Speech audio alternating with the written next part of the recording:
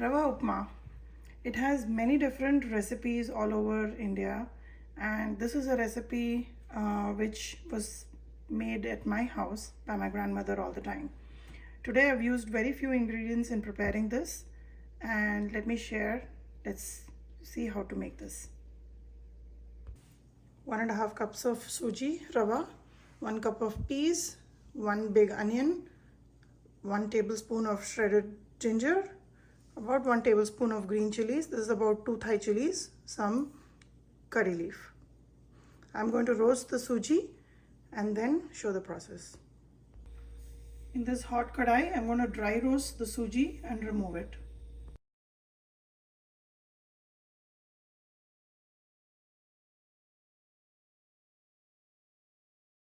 The Sooji Rava is roasted.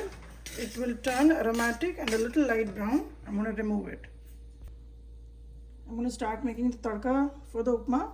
I have mustard seeds, and in my cup I have 1 tablespoon of Urad dal, 1 tablespoon Chana dal, and a little more than a tablespoon of peanuts. I have 2 red chilies, hing, and mustard seeds.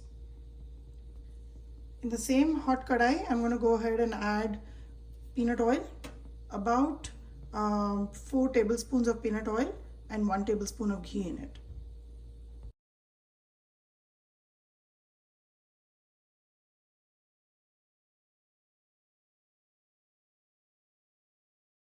Once the tadka has nicely browned up, I've added the onions, ginger and green chilies.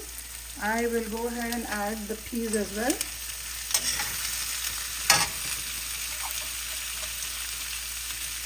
Saute it for about a minute or two.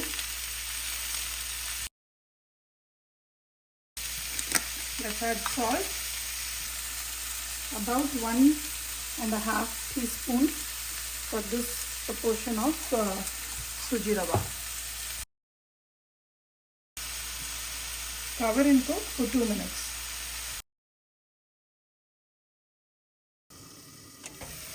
It's been about 2 minutes. I'm going to open up. Add all the roasted rava to this mixture. Give it a good mix. Let all the masala stick to the rava before we add water. I have measured 3 cups of water, so the ratio I use is 1:2. This portion is good for 3 people. So every half a cup of Sooji Rava is for 1 person. So for 1.5 cups, I've measured out 3 cups of water, and I'll just roast it for just a minute till everything incorporates, and I will add the water. I've already added salt.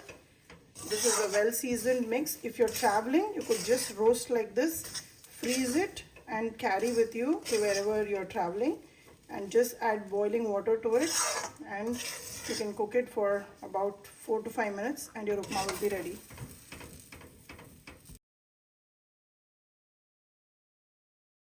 After you add the water, make sure the water is well absorbed in the Sooji Rava. Once you see that there is no water settling on the sides, that's the time for you to close the lid and reduce the flame to low, medium low, and cook it for exactly 5 minutes. Turn on the timer and your upma will be ready in 5 minutes. Now if you notice, all the water has been taken in by the rava. At this stage, just level on top. Reduce the flame to medium low, cover and cook for 5 minutes.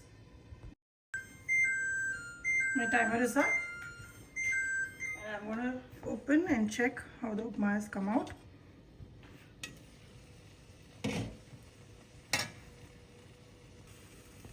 It's looking really good. It's absorbed all the water and it's nice and fluffy. At this stage, you can add coriander for garnish, or you can add a squeeze of lemon if you like lemon. In our house, we're going to garnish it with coconut, fresh coconut. So it's completely absorbed. I'm just going to level it once more and add 1 spoon of ghee on top and cover it and turn off the gas.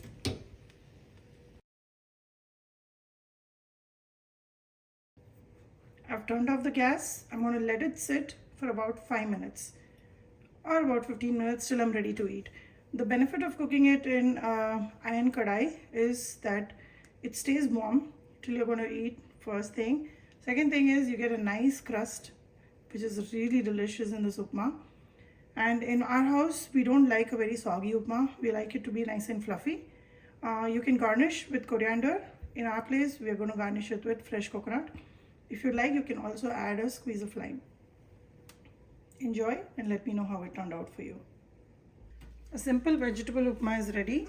I have only added onions and peas today. You can add carrots, bell peppers, potatoes, tomatoes.